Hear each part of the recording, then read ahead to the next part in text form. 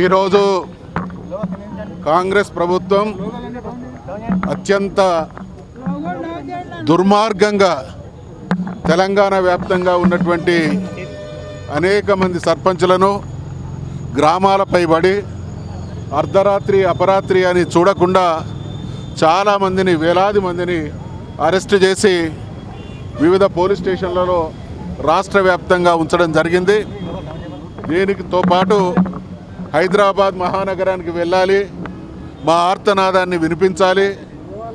5 సంవత్సరాలు కష్టపడి గ్రామాలను దేదీప్యమానంగా వెలిగించి ప్రజల సౌకర్యం కోసం వారి వ్యక్తిగత జీవితాన్ని కూడా పణంగా పెట్టి ఆర్థికంగా కష్ట నష్టాలు ఎదురైన ప్రతి గ్రామాన్ని తీర్చిదిద్దినటువంటి సర్పంచులు దేశవ్యాప్తంగా ఏ రాష్ట్రానికి రానన్నటువంటి అనేక అవార్డులు తెలంగాణ రాష్ట్రానికి రావడానికి ఈ సర్పంచుల శ్రమ, వాళ్ళ పట్టుదల కారణం. కాబట్టి ఇంత చేసినా మేము దిగిపోయి దాదాపు అనేక మాసాలు కావస్తున్నా మాకు రావాల్సినటువంటి బిల్లులు చెల్లించాలి, మమ్మల్ని ఆదుకోవాలి, మా పిల్లల్ని చదివించుకోలేకపోతా ఉన్నాం, అప్పులు తీర్చలేకపోతున్నాం, సగౌరవంగా బతికినటువంటి మేము తలదించుకునేటువంటి పరిస్థితి వచ్చింది అనేటువంటి బాధాతప్త హృదయంతో హైదరాబాద్ మహానగరానికి వెళ్దాం, ప్రభుత్వ దృష్టికి మా కష్టాన్ని, మా నష్టాన్ని, మా అవస్థల్ని వారి దృష్టికి తీసుకొని వచ్చి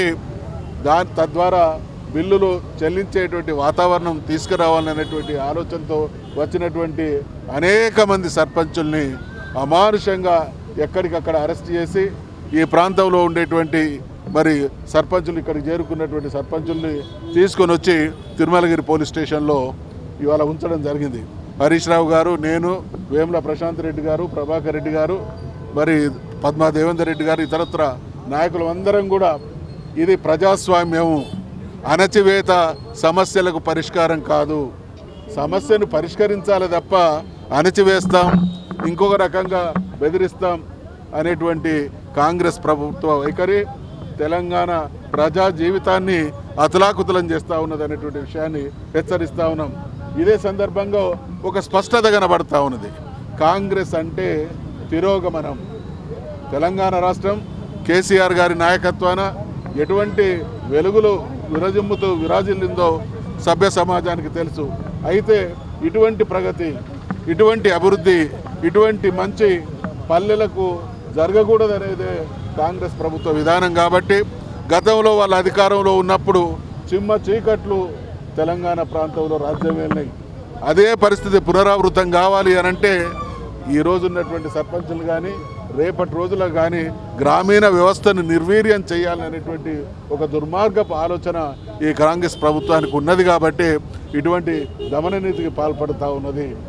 వేల కోట్ల పెద్ద కాంట్రాక్టర్లకు నిమిషాల మీద బిల్లులు చెల్లించబడతా ఉన్నాయి. వీళ్ళు ఎవరి కోసం చేసిళ్ళు? లాభాపేక్షతో చేసినటువంటి పనులు కావు ఇవి. గ్రామం బాగుండాలి, నా తెలంగాణ బాగుండాలి, నా పల్లె బాగుండాలి, నా ప్రజలకు కనీస సౌకర్యాలు అందించి వాళ్ళకు ఒక చక్కటి వాతావరణం కల్పించాలనేటువంటి ఆలోచనతోని ప్రభుత్వ ఆదేశాలకు అనుగుణంగా వాళ్ళు పనులు చేసిళ్ళు. అనేక మంది బ్యాంకులలో తాకట్టులు పెట్టి అప్పులు తెచ్చుకున్నటువంటి పరిస్థితి చూస్తూ ఉన్నాం. ప్రైవేటు వ్యక్తుల దగ్గర, స్నేహితుల దగ్గర రకరకాల మార్గాల ద్వారా వాళ్ళు డబ్బులు తీసుకొని వచ్చి పెట్టుబడి పెట్టి పనులు చేస్తే ఆ పనులు అందరూ అనుభవిస్తూ ఉన్నాం. కానీ ఆ కష్టానికి వాళ్ళు బలవుతూ ఉన్నారు. ఇది ప్రభుత్వం తానంతట తానుగా మనసు పెట్టి ఆలోచించి చెల్లించి పరిష్కరించాల్సినటువంటి బాధ్యత ప్రభుత్వాన్ని. అది విస్మరించిల్లు.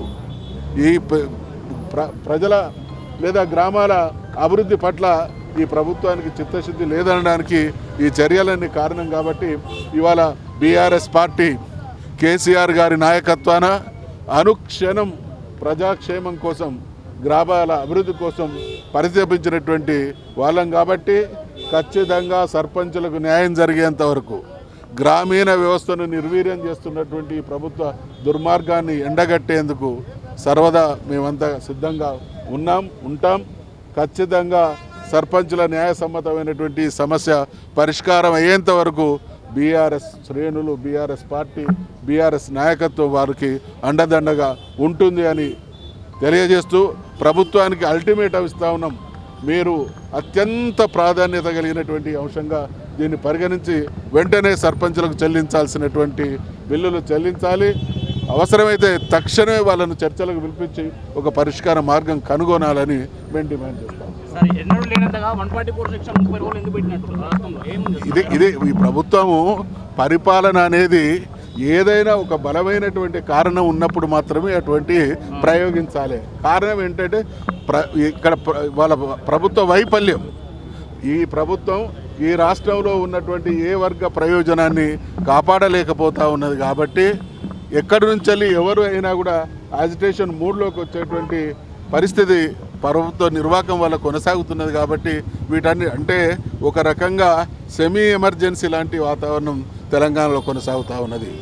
కాంగ్రెస్ అంటే ఎమర్జెన్సీ, వారి భావజాలంతో వచ్చినటువంటి ప్రభుత్వాల ఆలోచనలు కూడా అదే దుర్మార్గంగా ఉంటాయి. అయితే తెలంగాణ ప్రజల చైతన్యం ముందు ఇటువంటి విషయాలు ఆటలు సాగవు.